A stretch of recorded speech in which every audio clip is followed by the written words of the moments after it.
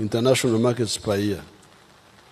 Therefore, with the roads and electricity we have now, the emphasis on skills development and the entrepreneurial spirits of Ugandans, the country can increase the share of manufacturing goods in total economic output to the levels of South Korea, Thailand, or Malaysia. In Uganda's case, this is currently valued at US $8 billion. It was only US $237 million in 1986. The return on investment in Uganda is high. It averages 14% per year and can be higher in some sectors compared to an average of only 5.2% in Europe in 2022. This is very important for you to understand that when you invest here, you make profits more easily than when you invest in Europe. In Europe, 5.2%, here, more than 14%. If you invest in Uganda, you get back your initial investment capital in about 5 to 7 years, and the rest is profit, which our laws allow you to repatriate without restrictions. Government has put in place a strategy to increase the size of the economy to US $500 billion by 2040 or earlier. My people talk of 2040, but me, I want it earlier. This strategy identifies 4 anchor sectors. These are agroindustrialization, tourism development, mineral development, including oil and gas, and science, technology, and innovation, i.e., taking advantage of the knowledge economy by prioritizing investment in research and development. Agriculture production and agroindustrialization. Government has invested in irrigation in order to boost agricultural production. This is because the provision of water for irrigation reduces the likelihood of crop failure on account of water scarcity. Although Uganda's irrigation area has increased from 22,000 hectares to 23,000 hectares, the country, however, has an irrigation potential of 3 million hectares. We have got 3 million hectares which can be irrigated. And here we have only irrigated 23,000 hectares of the 3 million. In order to achieve this goal, government is accelerating the construction of solar-powered irrigation schemes, medium-scale irrigation schemes, earth dams, communal and individual valley tanks, and large-scale irrigation schemes across the country. The construction works for 92 solar-powered irrigation schemes have been completed, adding an irrigation area of 900 acres. These are in the districts of Apache, Buhweju, Buyukwe, Bukomansimbi, Bulisa, Bushenyi, Butambara, Buvuma, Gomba, Hoima, Isingiro, Kakumiro, etc. The new solar-powered irrigation schemes have benefited 110,000 farmers, and production yield from 112 schemes has increased to 3,600 tons per season. The major crop enterprises in these irrigation schemes include green pepper, onions, Irish potatoes, watermelons, tomatoes, apples, cabbages, pineapples, coffee, eggplants, vanilla, grapes, mangoes, and pumpkins. Construction works are also ongoing for 22 solar-powered irrigation demonstration sites in the districts of Kabarore, Chenjojo, Kole, Gulu, Napak, Abim, etc. In Nakaseke district, the construction works for Chirema, Phase 1, a medium-scale irrigation scheme, have been completed, thus adding a total of 124 hectares and benefiting 50 farmers engaged in coffee growing, passion fruits, maize, and bananas.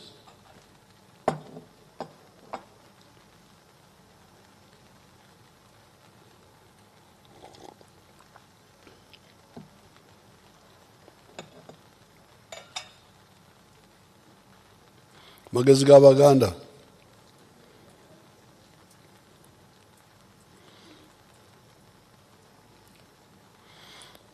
The construction works for Wadelai irrigation scheme, 1,000 hectares in Pakwach district, stand at 93.5%. The construction works for Namaitsu medium-scale irrigation scheme in Bududa district are at 70%. Kaumu irrigation scheme, this is in Rural district, is at 90%, among others. A mega irrigation scheme, Nyimur, covering 3,300 hectares, has been constructed in Lamo district. You know where Lamo is? You people, you don't know where Lamo is. Lamo is far away, far away, far away. On the Sudan border, South Sudan border. Other construction works include Achomai irrigation scheme in the Bukedea district, covering 1,480 hectares and targeting 1,600 households. Atari irrigation scheme in Kwen Buramburi district, covering 680 hectares, targeting 2,667 households. And Namatara irrigation scheme in Budaka, Mbare, Butareja districts, covering 3,450 hectares, targeting 4,923 households.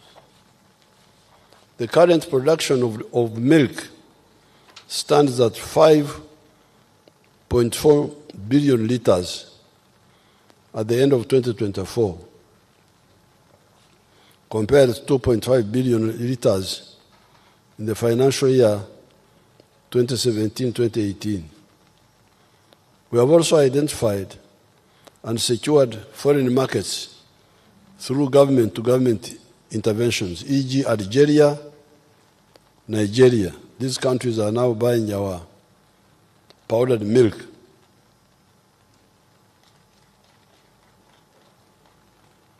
This has resulted in an increase in the value of milk and milk products, as already pointed out, from US $28.7 million in the financial year 2014-2015 to US $285 million in the 2024 year. A new processing factory, Ben Foods, has been commissioned and is currently operational with an installed capacity of 10,000 liters of milk per day. The total value of fish catches from all the water bodies has steadily increased since government deployed armed forces to assist in fisheries enforcement. Currently, we are producing 658,000 metric tons of fish annually. The availability of raw material, fish, sustained operations of 12 fish processing factories. You know that debate. The fisheries unit has been able to stop overfishing or reduce it, although they are also accused once in a while of being also sinners. But we can audit their work by looking at the 12 factories which are now processing fish. Many of these had closed. I will meet the fisheries people soon. I will meet the traditional fisheries communities. But this is one of the facts. Are the factories operating or not? And had they closed or not? When we meet, we shall discuss this. Because according to this one here, 12 factories are now operating, processing 658,000 metric tons. The performance has also been a result of the government focus on gazetting of fish breeding grounds. Ebyondo nebyema, where the fish produces young ones. Some people had invaded those breeding grounds. Enforcement of fisheries laws and regulations, provision of quality fingerlings and fish feed, and providing an enabling environment for private sector to invest in aquaculture. The value of fish and fish products exported increased from US dollars 148 million to US dollars 152 million in the financial year 2023-2024. The volume of coffee produced has increased from 7.8 million 60 kilogram bags in 2022-23 to 8.2 million bags in the financial year 2023-2024.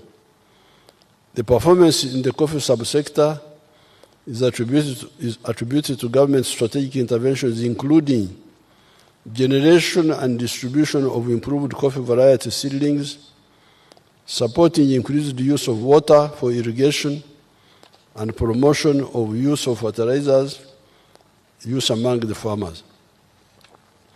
The value of coffee exports has steadily increased from US dollars 845 million financial year 22-23 to US dollars 1.1 billion in the financial year 2023-2024.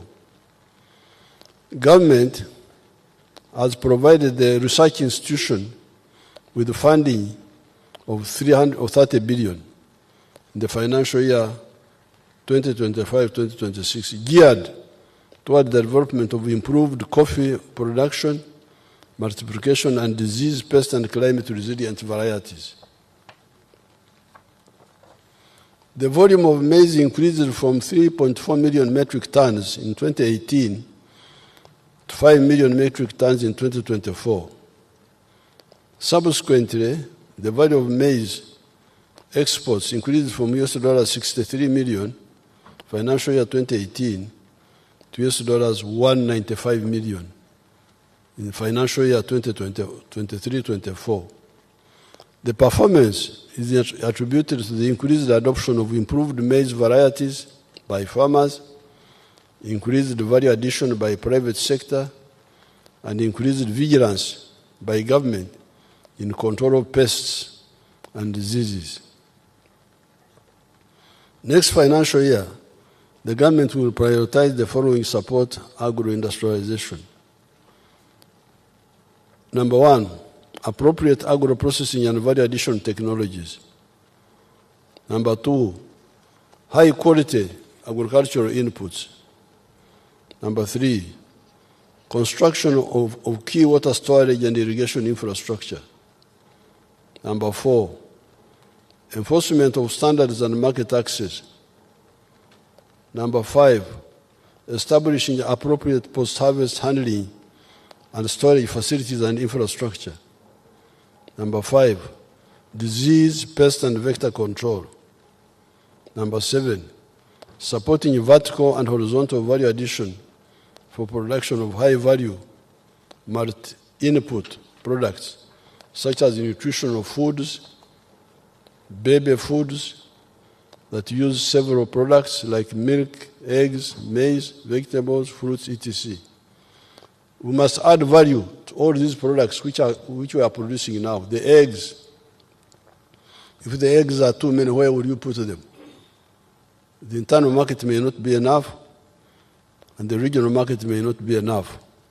So the answer is to produce baby foods, nutritional foods, so that we can export to the international markets.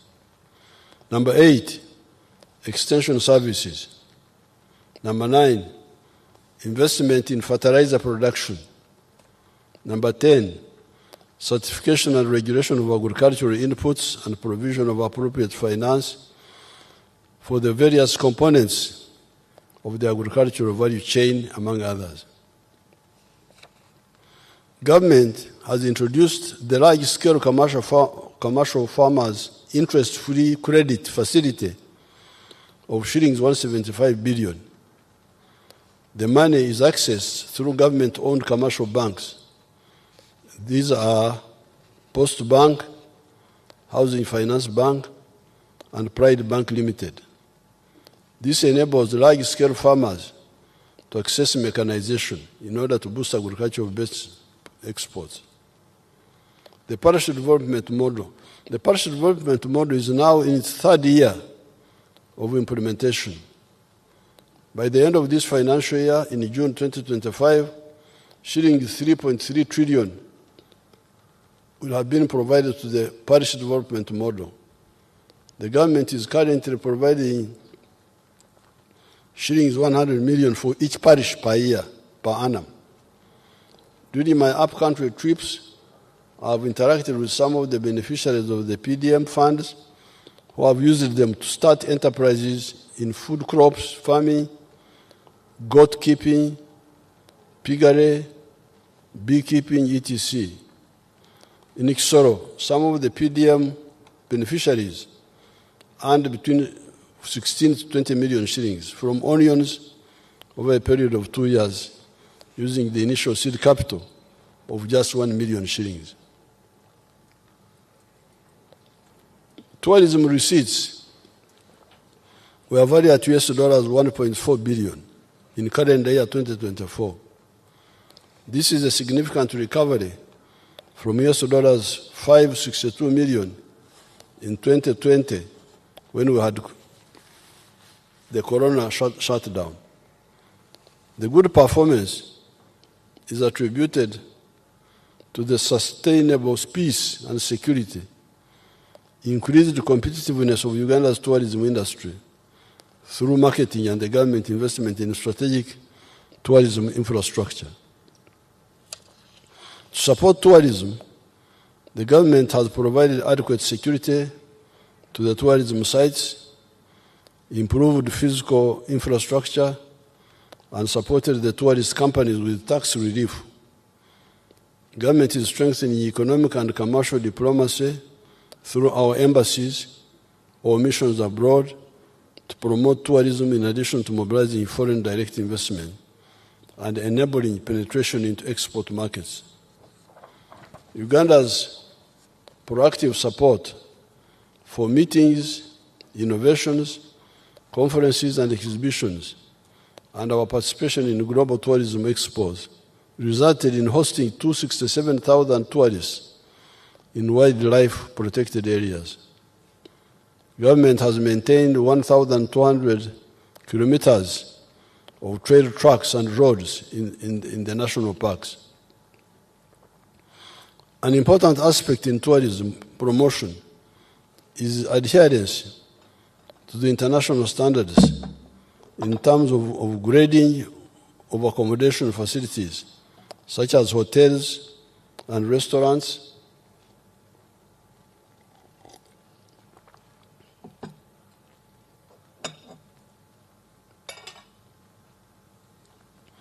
hygiene and sanitation facilities, and access to cheap and stable communication facilities and the internet.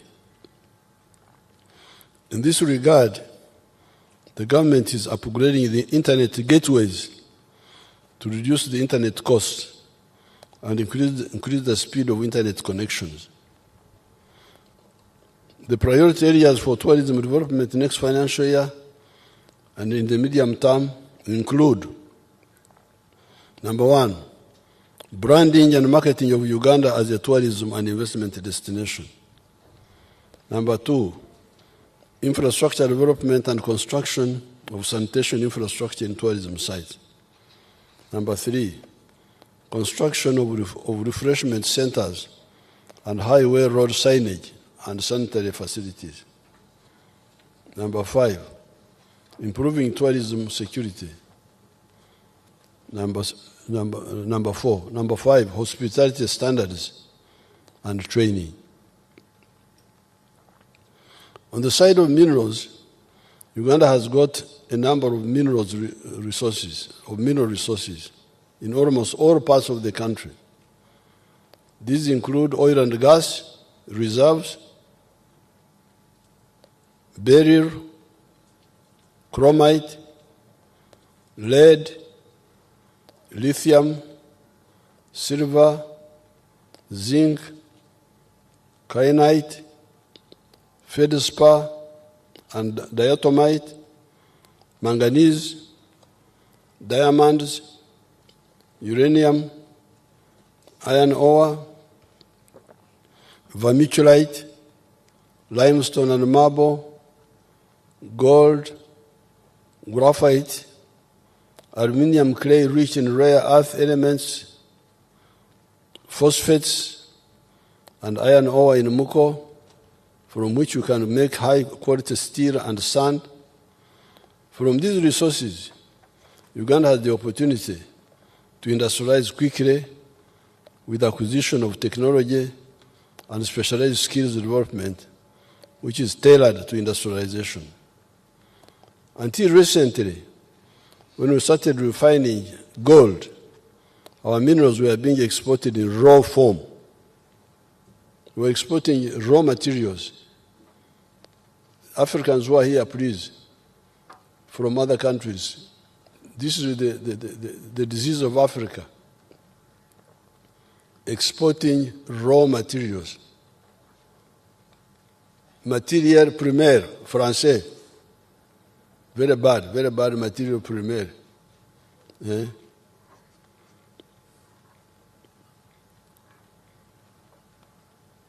This means we are donating all the benefits, such as jobs and money, to other countries.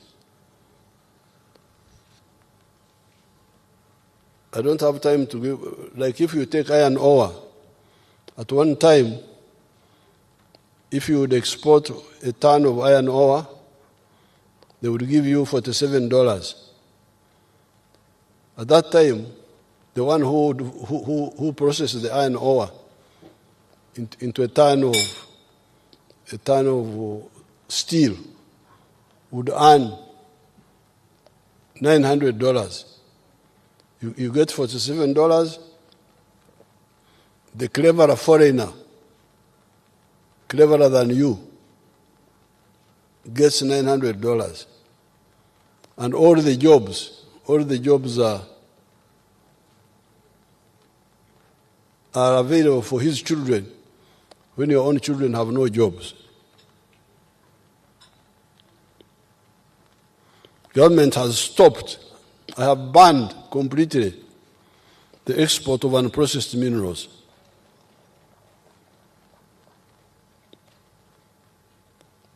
Some of the people wanted to kill me.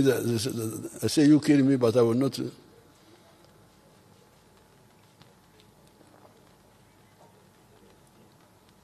In Tororo, where we have got large deposits of limestone, and Kabale, where we have got iron ore, the government has facilitated the use of these minerals for making cement and steel, respectively. In Kabale, We have put in place the infrastructure for mining the iron ore, from which domestic steel manufacturers have started making high-quality steel. There are now 10 gold refineries in the country, producing gold which is refined to 99.9% purity. There are gold mining activities in Busia by a Chinese company called Wagagai, and the government embarked on the registration of artisanal miners in Buhweju, Busia, Mubende, Kasanda, and Karamoja. Registration will be expanded to cover all artisanal mining areas in the country. In Moyo, there are gold reserves and a huge limestone deposit, apparently, which is raw material for cement production.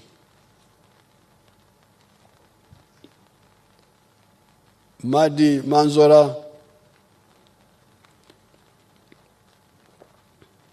we currently have 3 cement manufacturing plants, namely Tororo, Hima, and Simba Cement, and high-quality tin smelting plant in Barara with an annual capacity of 1,600 tons. A number of cement factories are coming up in Karamoja. Government is also facilitating the establishment of a modern mineral laboratory in Entebbe, which is in the final stages of accreditation to international standards. This financial year, the government started the capitalization of the Uganda National Mining Company. This company will take an equity stake up to 15% in all medium-scale and large-scale strategic mining operations in the country. This is to ensure that as we attract foreign direct investment capital, the country benefits directly in addition to monitoring what is happening in the sector. The company will be capitalized to a tune of Uganda shillings 500 billion over a 5-year period. Oil and gas. With regard to oil and gas production, the government is investing in the requisite infrastructure for commercial production. Kabale International Airport is near completion, and 700 kilometers of tarmac roads have been constructed in the Albertine area. The civil works for EACOP, East African Crude Pipeline, are scheduled for completion next financial year, both in Uganda and Tanzania. The Uganda National Oil Company commenced the petroleum bulk trading business in August 2024. The objective is to ensure security of fuel supply, reduction in the petroleum pump prices, and ensure quality of petroleum products on the market.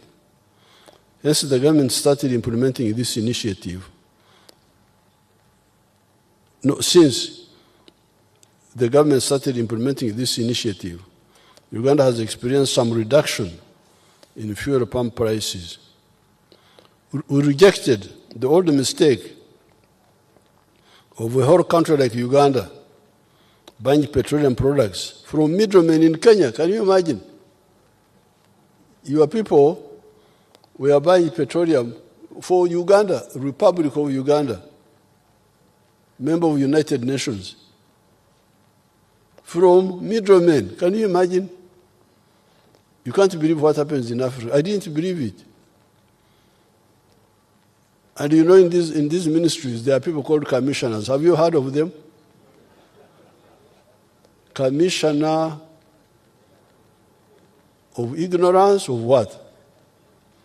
So when I came to know, I said, this will not happen.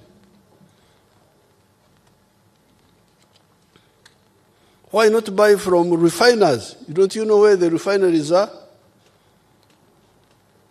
Or the bulk suppliers? You can't believe it. Africa is really a continent of wonders. A whole country buying petroleum from middlemen. I didn't know this. And I was sitting there, president.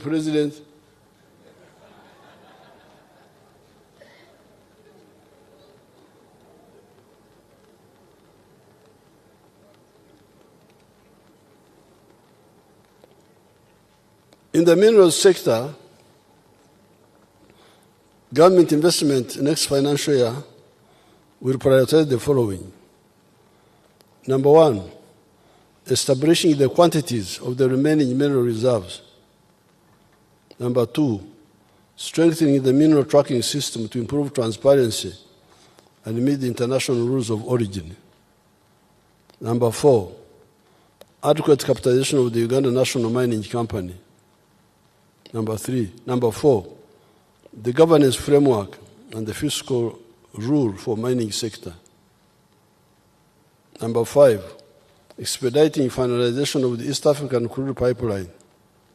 Number six, prioritization of construction of the oil refinery and refined products pipeline. And number seven, commencing the construction of the Kabarega Industrial Park to attract petrochemical industries, among others. Science, technology, and innovation. I want to commend Ugandan scientists for nurturing our nascent knowledge economy.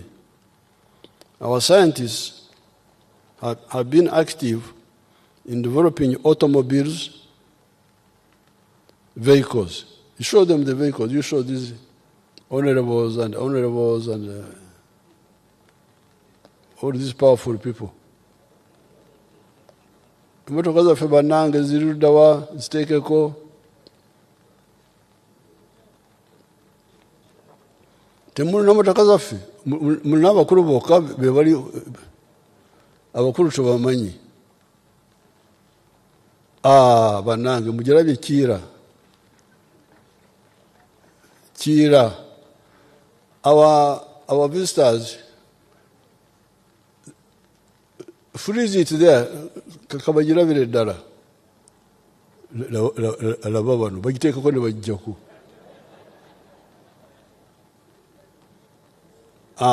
You leave it there. Freeze it there. Now, those buses are electric buses manufactured by your children here. From zero to the whole thing. They are called Kira. Kira is our name for the Nile. The Nile, other people call it Nile, but for us we call it Kira. Even the South Sudanese, they use the same name. That's why His Excellency Salva Kiir. Salva Kiir means Nile. Salva Kiir, the president, means Nile. His name means Nile. So these people are making the buses, the smaller cars, all other vehicles. Thank you. You can now show the big people. Or whatever tube.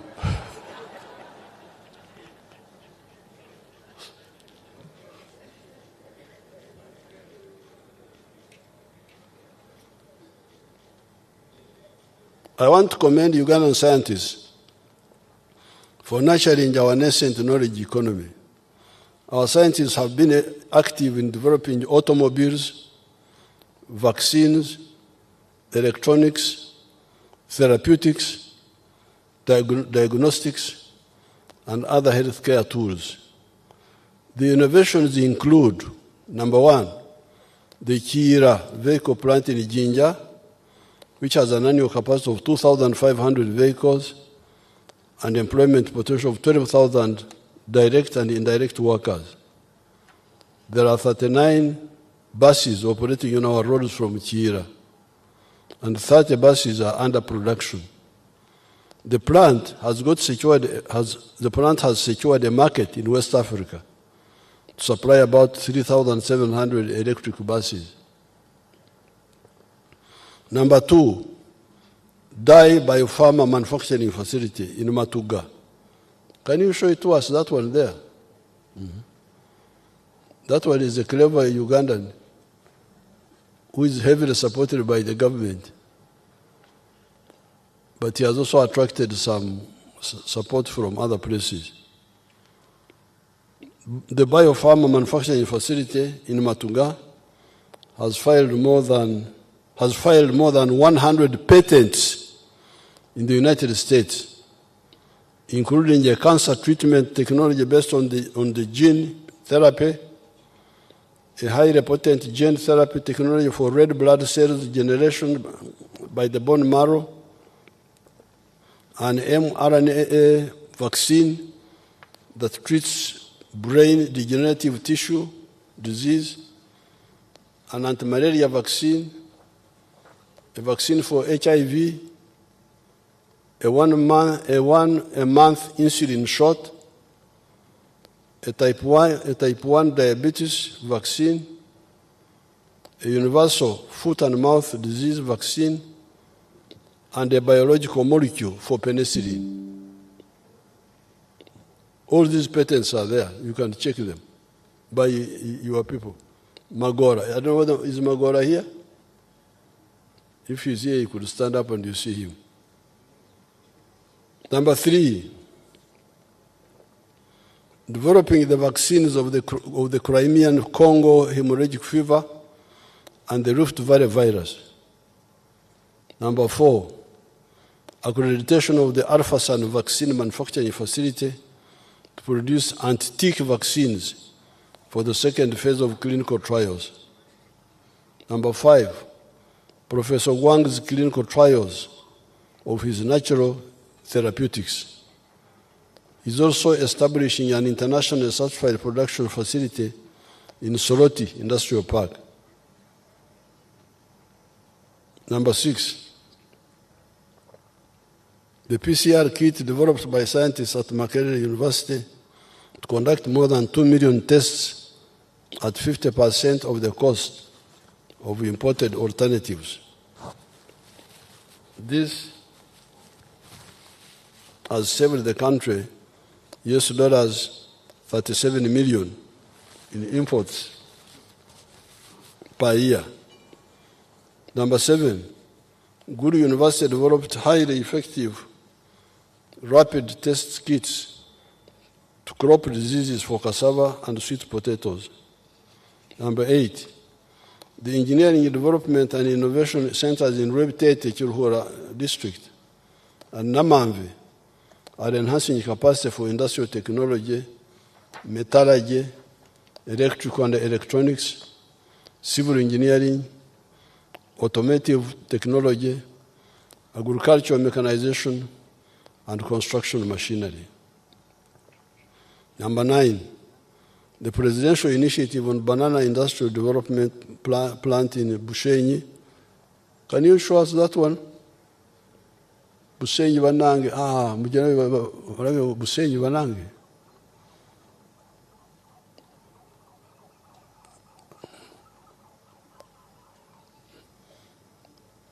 If you want to not to die from heart attacks, you take our bananas.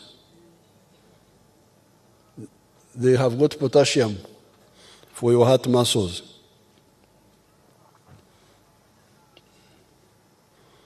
The Presidential Initiative on Banana Industrial Development, PBID plant in Bushenyi, has significantly increased commercial production capacity to 140 metric tons of fresh matoke. Matoke is what we call bananas in our language, per day. The plant has sale orders from the Royal Kingdom of Saudi Arabia, Qatar, and Italy. Over the last 17 years, the NRM government has prioritized infrastructure development, especially the roads, the railways, and electricity. We now have a solid foundation to support industrial development. All parts of the country are interconnected using tarmac roads and good maram roads. This means whatever is produced in the country can easily reach the markets.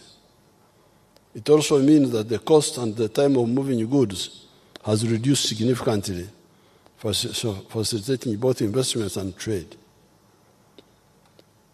The stock of tarmac roads is now 6,199 kilometers, compared to only 1,900 kilometers when the NRM took power in 1986. Of these 1,900 kilometers, only 114 kilometers were in fair condition, while the rest, totaling 1,786 kilometers, were in poor condition. The roads to commence construction to tarmac standard next financial year include, number 1, 23.6 kilometers Yumbe Ure Road and Bridge. Are my Yumbes happy? Award 4. 69.3 kilometers Katine Ochero Road. Apoyo. And 2.9 kilometers of town roads in Kaberamaido and Karaki towns. Number 3, 105 kilometers Chenjojo, Chihura, Bwizi, Rwamwanja, Kahunge, Mparabwizi. Mwebale muno. 56.3 kilometers Iganga, Bulopa, Kamuri, Jinja.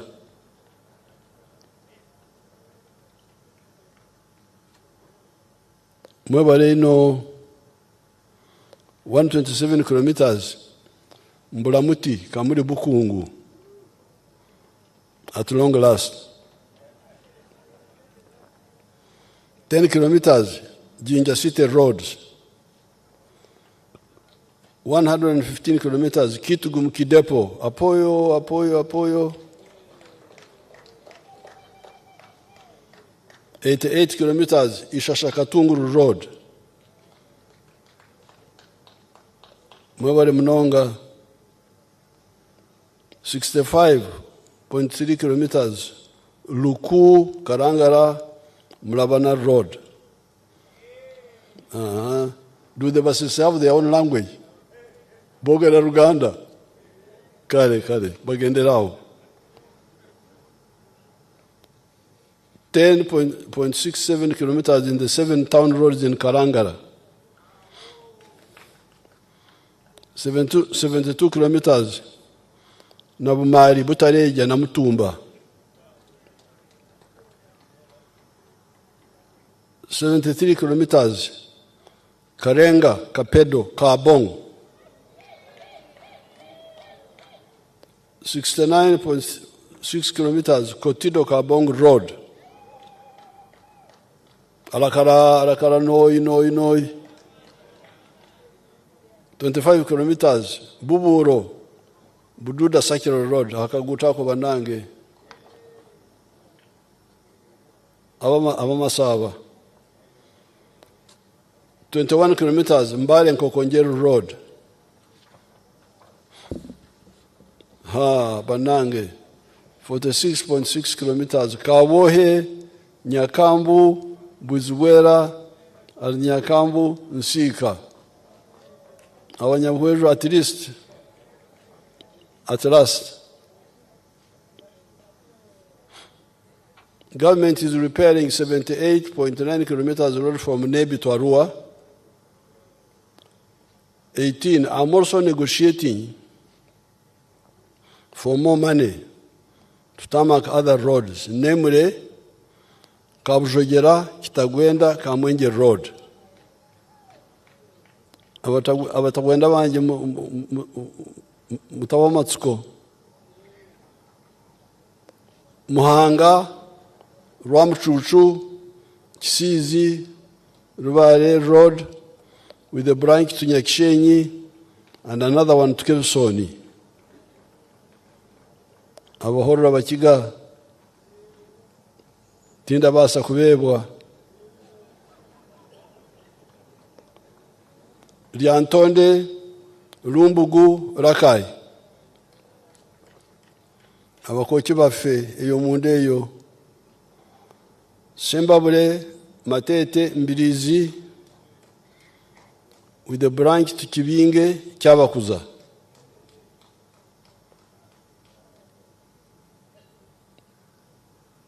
Myanzi, Kasanda, Kiboga. Abantu bange bekasanda mu akaluru mukatereze utereza akaluru eyo.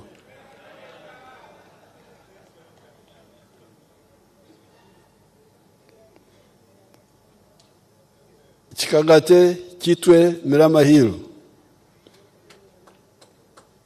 Mama was about to kill me on this one here. Katumponye. Kabingo, Rugaga, Magabi, Rakai.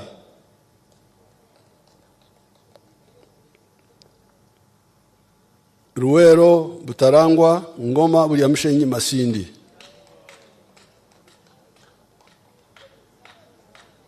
Kayunga, Bade, Galilaya. I'm going to get additional money for these roads because we have been talking about them for a long time.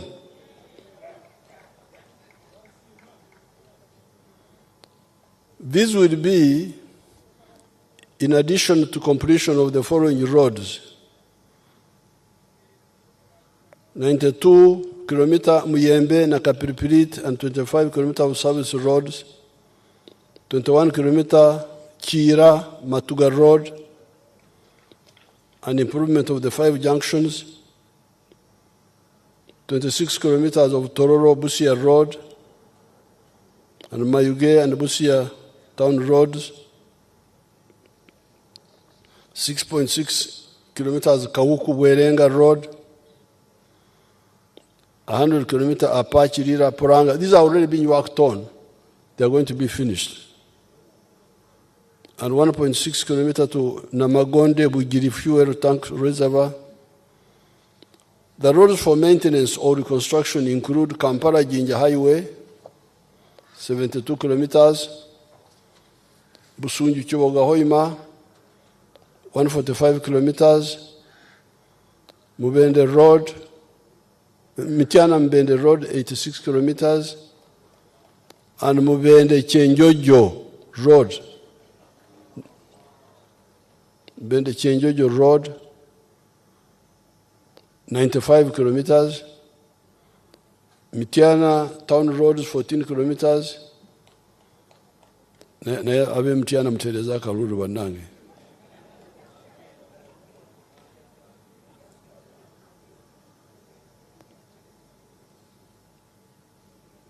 Buno busajja buliyeyo tubona kyebukola butabula.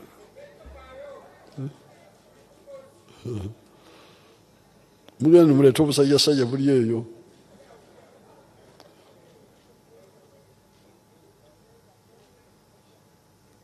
Arui Nebi Road, 33 kilometers. This is in West Nile. Pakwacha Nebi Town Roads. Oruyo Pakwachi Road, 62 kilometers. Matugasemu toka Peka, 41 kilometers. Wali akasajja iyo nakasiki banange. Akasajja kali abantu bage mutereze bigambo ebyo. Obusajja bugende bukole birala. Matuga Semutoka Peka, Tororo Mbare Soroti. This is a long one. Soroti Dokoro Lira Kamdin Road, 189. These are ongoing already. Karuma Oruyo, 43. Masaka Chotera Mutkura Road, 89. Nyandovira Maria Road, 11 kilometers. Access Road, 7 kilometer rehabilitation of 166 million equivalent of national roads that have reached their service life. What they call service life is Zikadiye. The strategic bridges to be prioritized. There's a road in PG Elimonda Yetu Kasanje akatawuna kalala bakita batya Kasanje wa Kisubi waliwo akatawuna ebyo munda kalala nakawuka eyo sigirabye wano tulina okugiteekako nayo.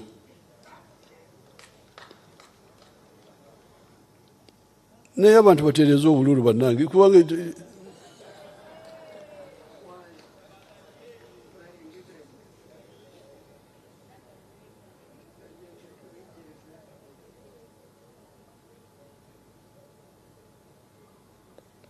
the strategic bridges, so I will have to add that road. I thought we had started on it. The strategic bridges to be prioritized in next financial year include Sezibwa Bridge along Karagi Kayunga Road, Katonga Bridge, Rueda Swamp, and Kalanda Swamp. Electricity. In 1986, the whole country had only one hydropower plant, Narubari, formerly called Owen Falls Dam, built by the British in 1954 and commissioned by our late auntie, Queen Elizabeth.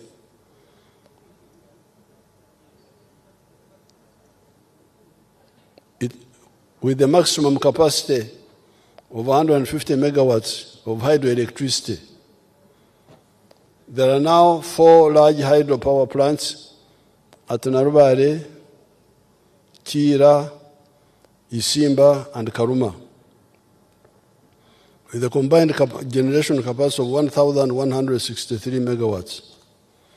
Other sources such as Kigwabia, Sabo Konge, solar power in Mbende have added another 888 megawatts. This brings the total installed electricity generation capacity to 2,052 megawatts. However, given the growing electricity demand arising from the new manufacturers, this is very inadequate, and the available capacity will run out in about 5 years from now. So when people talk of surplus, there is no surplus. It will very soon be overtaken. In the past, delayed investment in new electricity generation capacity led to power blackouts, you remember, and affected productivity in the industrial and services sector. To stop this from happening again, the government will commence investment in new hydropower plants at Ayago, in Nwoya District, 840 megawatts, Kiba in Oyam District, 400 megawatts, and Oryang in Nwoya, 382 megawatts. In addition, work is ongoing for the 8,400 megawatts nuclear power plant in Uyende District. All these investments, when completed, will bring Uganda's electricity generation capacity to 12,074 megawatts. But we are aiming at 52,000 megawatts. Human capital. The government continues. Don't mind the long speech. You are the ones who invited me.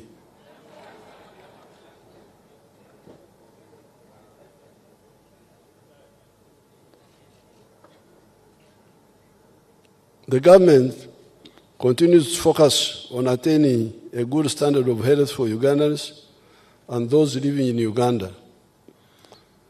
The prevention strategy remains the most powerful tool for fighting diseases. Therefore, I urge all Ugandans to adopt healthy lifestyles by exercising, maintaining personal hygiene, eating nutritious foods, sleeping under a treated mosquito net, refraining from dangerous practices like smoking, sexual promiscuity, etc. While the government is investing in improving the health infrastructure across the country, it is the responsibility of every individual to ensure that they live in a clean and safe environment, and to avoid falling sick. Government has invested in a number of health infrastructure projects. These include infrastructure development for the Uganda Cancer Institute and regional cancer centers, the Uganda Heart Institute, intensive care units, and imaging centers for referral hospitals. Construction of new maternity wards and staff houses in the health center tools that are being upgraded to Health Center 3s is currently ongoing. This has significantly increased the health facilities in all districts across the country. For example, when I visited Yumbe district recently, I found out that Yumbe alone has 26 health center 3s. This means that our people, especially children and expectant mothers, no longer have to travel long distances when they get sick or when they are going to give birth.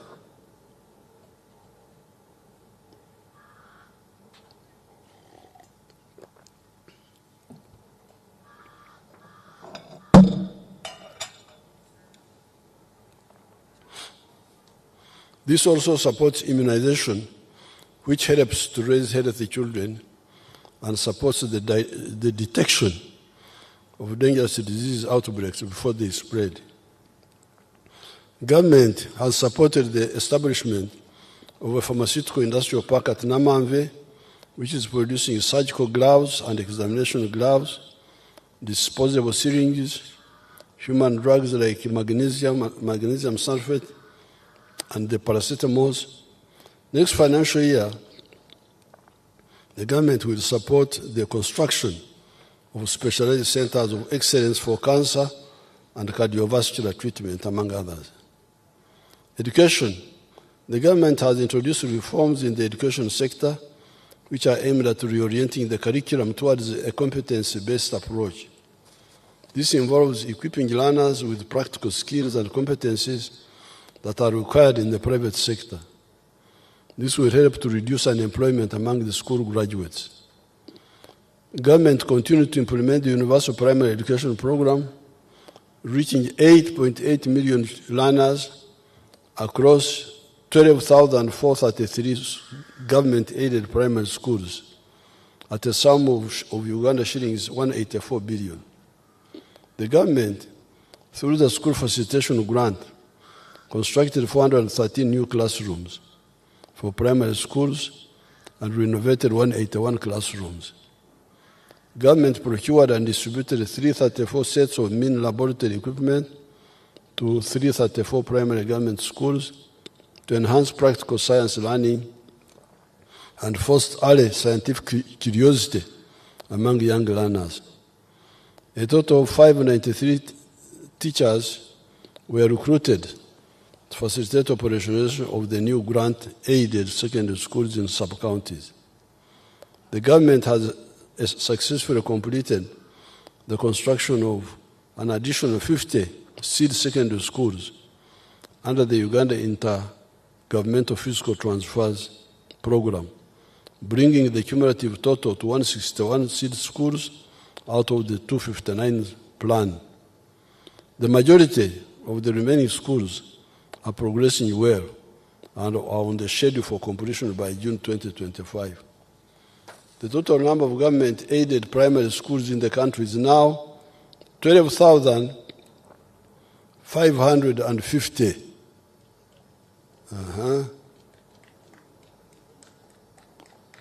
People normally talk of parishes which don't have government primary schools. But how many parishes are there in Uganda?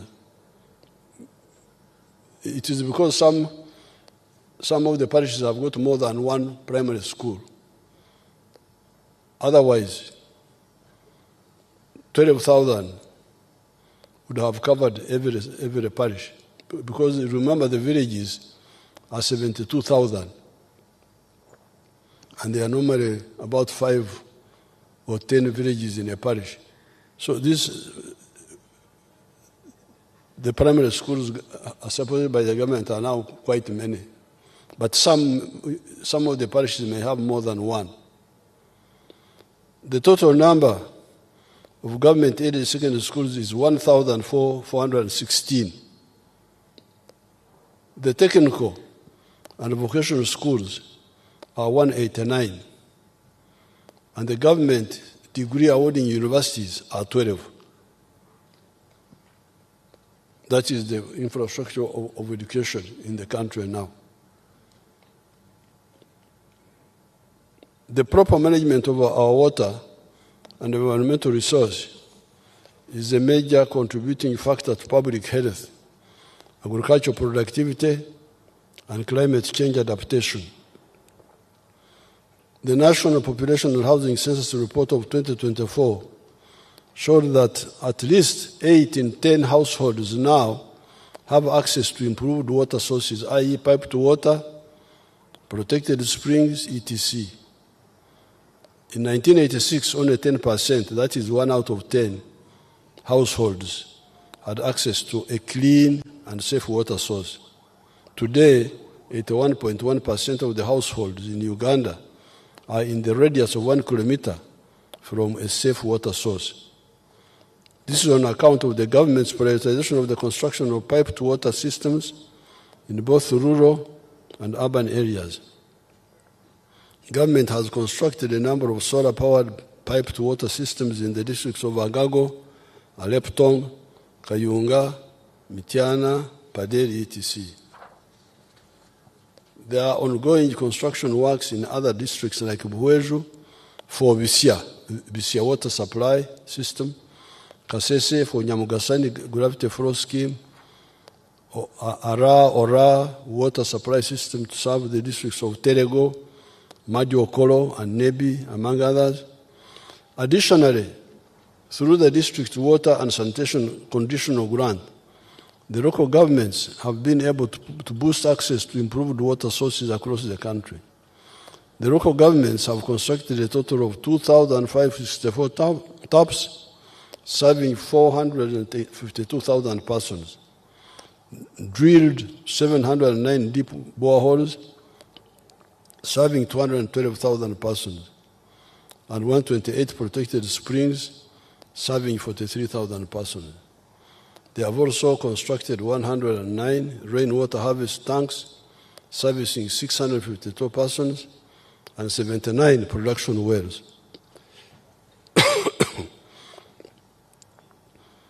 A total of 1,333 boreholes and 28 piped water systems have been rehabilitated across the country, thus restoring service to 417,000 persons.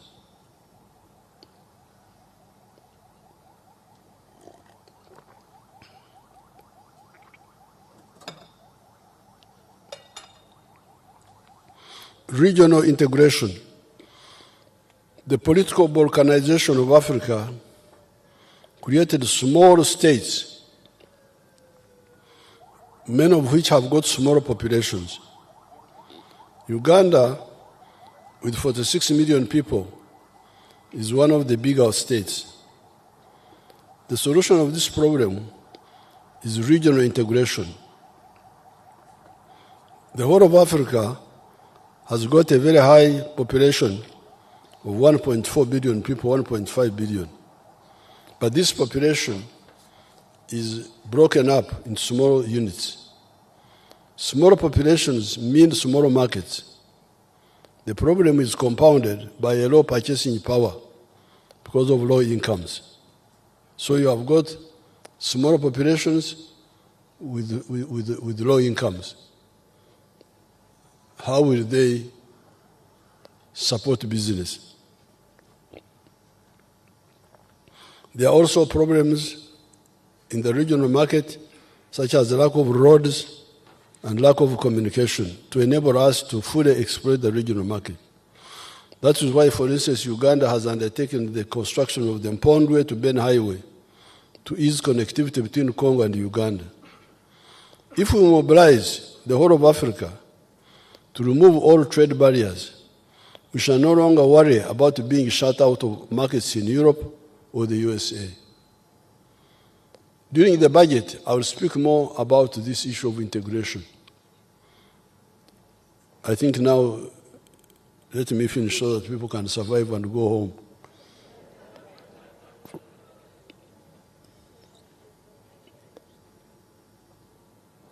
Mass ID registration. Government through NIRA has started the mass registration exercise of all Ugandans. This important exercise involves replacing the national identity cards that have expired and fresh registration. The IDs will be used to identify voters in the forthcoming elections to prevent fraud. Therefore, I urge all to embrace the registration exercise. Conclusion. As I conclude, so you see patience pays, you have really survived.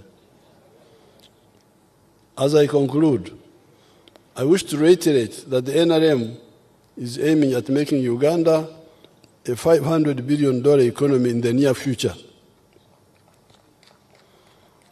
We have identified 4 key areas to drive this rapid growth. First is agroindustrialization. We must add value to the abundant agricultural raw materials that we, the wealth creators, are producing: coffee, dairy products, beef, fish, fruits and vegetables, cocoa, cereals, poultry, piggery, cotton, tea, etc. These value chains have a combined untapped value potential of $20 billion. Second is tourism and travel. We have a strategy to increase tourism inflows 5-fold by doubling the average spend and average stay time per tourist. Our tourism value chain has a $50 billion potential. Third is mineral beneficiation and manufacturing, including oil and gas. We are finalizing quantification of our mineral deposits. We must add value to our minerals deposits. We must add value to gold, iron ore, phosphates, limestone, tin, copper and cobalt, lithium, uranium, etc. The confirmed value addition potential for our minerals is $25 billion. We have also finalized the plans and signed the first contract to build the East Africa's largest petrochemical industry around our oil and gas reserves. The fourth area is science, technology, and innovation, including ICT and digital transformation. What I have said in this long speech is that Uganda is now unstoppable in terms of economic growth and socio-economic transformation. Our security apparatus is also robust. All this is in spite of the mistakes of the careerists that infiltrated the civilian echelons of the NRM and even within the UPDF to some extent. These are normally after personal enrichment and power. They hardly bother with salvation policies of Uganda or Africa. During the budget speech, I'll talk about 2 issues: corruption and the East African Federation. In spite of these mistakes and the external meddling, as you have seen, Uganda is unstoppable. Why? It is on account of our correct position on philosophy, ideology and strategy, and the fear of God. Therefore, the malignment notwithstanding, Uganda is moving forward. It is now irreversibly a middle-income country with a GDP per capita of $1,263, as already pointed out. It is number 7 among the fastest growing countries in the whole world. The source is the IMF. IMF, when you hear a cow talking, then what are you asking?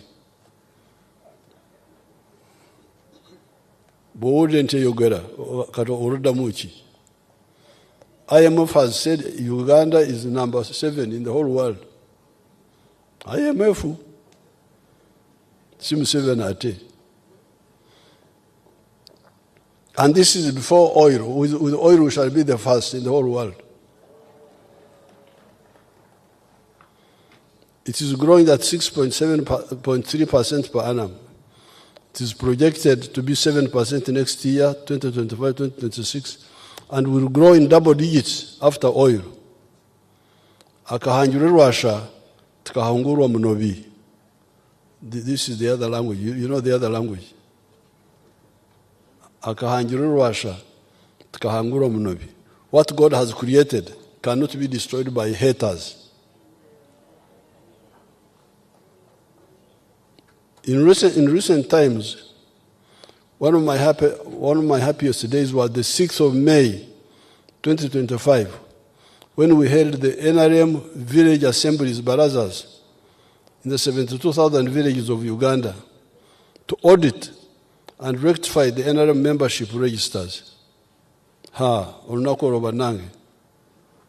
It was so beautiful, peaceful, transparent, and free of fraud.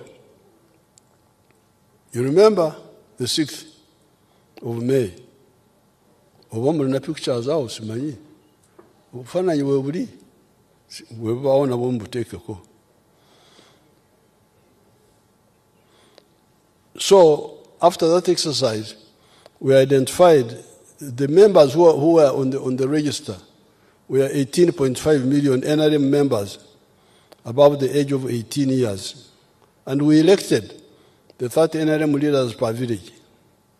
I was present at Rwakitura village meeting, but I did not vote in my Rwakitura village. Why? A leader should not take sides in the structures below him or her. He or she should let the people elect the ones they prefer. Whether you like them or not, you let the people elect. Because you are not the one electing. It is them. He or she should let the people elect the ones they prefer and work with them as long as they are NRM. Nzifaayo gwe musindikidde bwe ntunulako ky'ekyambalo ky'ayambadde. When you send me a person, I look at the way he or she is dressed. If she has got a bad dress, then I'm not happy. You remember the other dresses. Subsequently, however, I started hearing stories that some of our leaders were taking sides in the election of the structures above the village. We are studying this information, and I will give my guidance in the coming weeks. The NRM members should stay calm. Whatever mistakes that happened here in Uganda. They did not happen in Iceland, they did not happen far away, they are here. We shall unearth them. They did not happen in any other country where we have no authority. Get the facts and give them to the NRM administrative secretaries at the district or the NRM secretariat in Kampala in writing with the illustrations of the information. The first economic growth I talked about in the economy is on account of 4 factors. These are the correct philosophical, ideological, and strategic position of the NRM, as already pointed out. Number 1. Number 2, the NRA, UPDF, that liberated the country and has ensured peace ever since. Number 3, the wealth creators in the 4 sectors of agriculture, manufacturing, services, and ICT. And number 4, the responsible political actors in the NRM and other groups that have contributed to harmony. These are the 4 that have enabled us to come up. Number 1, our correct stand on philosophy, ideology, strategy. I don't have time to elaborate that, but we have talked about it before. Number 2, the armed forces, UPDF, the NRA, for liberating the country and maintaining peace. Number 3, the wealth creators. The wealth creators, the farmers, the manufacturers, the owners of the services, the ICT. This is why we are strong. We are strong because of the wealth they create. And number 5, the political actors who are positive and support this. Therefore, the careerists who only think of themselves should check themselves. They should not spoil the efforts of the patriots. Here I do not have to talk about the negative opposition elements that work for foreign interests and for the parasitic local interests. Those have failed to block our progress.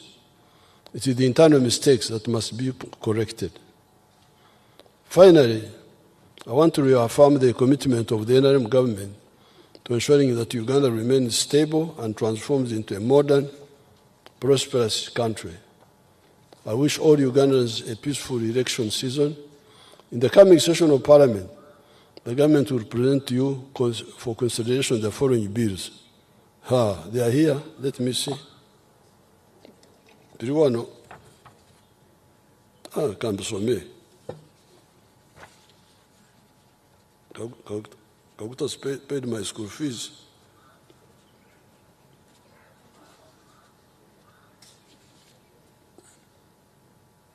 The bills. Minister of Energy and Mineral Development, the Building Substances Bill, 2022. Information and Communications Bill, 2023. The Magistrates Court Bill, 2025. The Workers' Compensation Bill, 2024. Amendment Bill for the Universities and Other Tertiary Institutions, 201. Amendment of the Education Act, 208. The Curriculum Assessment and Admissions Bill, 226. Uganda Intelligence Services Policy Framework, 2024. Principles for Drafting the Unclaimed Financial Assets Bill, 2025. Annual Macroeconomic and Fiscal Performance Report, 2024-25. Annual Budget Performance Report, 2024-2025. The National Budget Framework Paper of 2026-2027 to 2030-31. Public Procurement and Disposal Bill, 2025. Principles for the amendment of the Motor Vehicle Insurance, Third-Party Risks Act, 1989. Development of the National Agricultural Financing Policy. Same Annual Budget Performance Report. Half-year Macroeconomic and Fiscal Performance Report. Ministerial Policy Statements for Financial Year 2026-2027, Vote 008, Vote 130, and other statutory votes under Minister of Economy. Development of the National Insurance Policy, 2025. Budget Speech, 2026-2027. Principles for the amendment of the Tier 4 microfinance institutions and money. Principles for the amendment of the Anti-Money Laundering Act. Now, I want to congratulate Parliament and the Speaker for the bills which you passed, which you handled. As I said in my speech in Ruero, some of these bills helped the stability of the country, like the UPDF bill.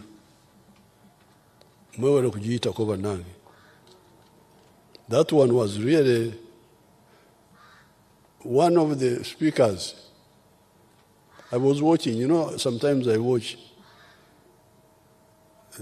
a wonderful UBC. When they are not playing football, they also give some news. Because when they have football, they forget about us. Now, I saw one of the young people,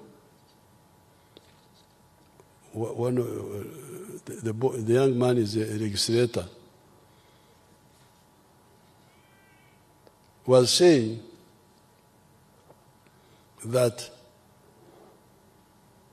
in a company, you have got internal procedures where you can exercise administrative discipline. But if it is a crime, it must go to court. Of course, it is correct. But if UPDF is not a business company, to find a member of parliament thinking that UPDF is a business company is really a disaster. So I want to congratulate Parliament. I want to congratulate the Speaker for saving us that big problem. Because there's no way UPDF soldiers can go to the magistrate court once they have made mistakes in the barracks initially. It's not possible. I don't think it happens in other armies. So we need some capacity building for members of parliament.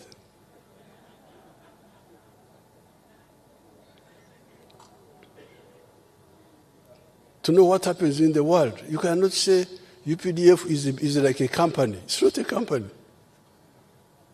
It is a very powerful pillar of the state. And it must be handled in a special way. So I congratulate the Speaker and the front bench, the ministers, and the NRM caucus, Banang NRM caucus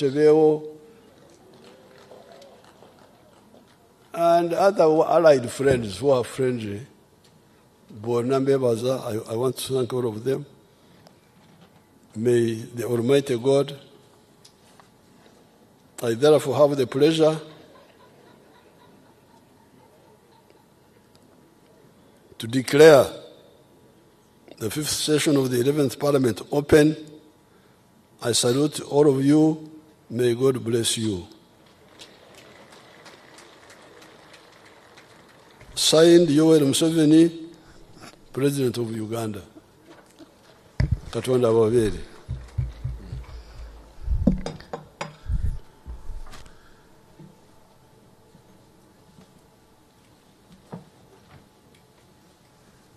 Thank you, Your Excellency, for the clear and concise composition of the government policy in your address to the nation and for fulfilling your constitutional obligation under Article 101(1) of the Constitution of the Republic of Uganda. Your Excellency and honorable members, kindly allow me to take this opportunity to recognize the presence of the former speakers and presiding officers of the Parliament of Uganda. We have the Right Honorable Francis Butagira, 1980 to 1985. We have His Excellency Yoweri Kaguta Museveni, the Chairman of the National Resistance Council, 1989 and 1996. Right Honorable Edward Kiwanuka Sekandi, 2001 to 2011. We have the Right Honorable Alhaji Moses Chigongo, the Vice Chairperson of the National Resistance Council, 1986 to 1996. We appreciate them for the contribution to strengthening the foundation on which legislature stands today. May the good Lord bless all of you, because we are where we are because of you. And we'll also leave it for the next people who will come in.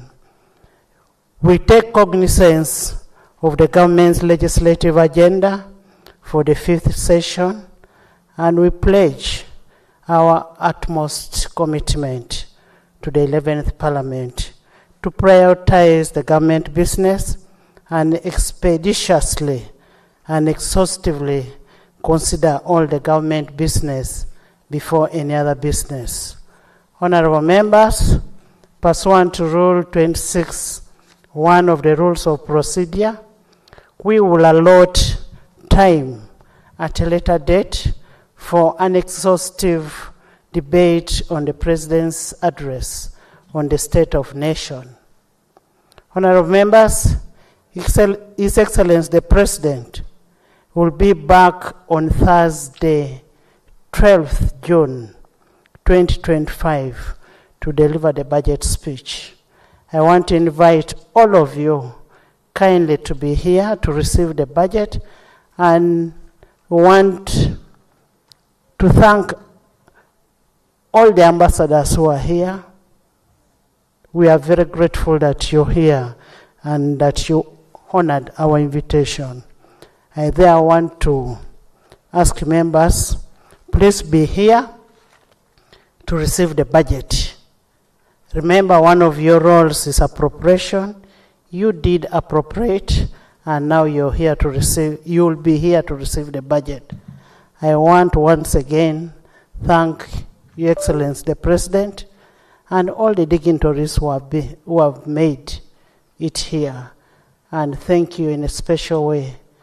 Go to Mama Janet Kataha Museveni for accompanying President for this State of Nation address.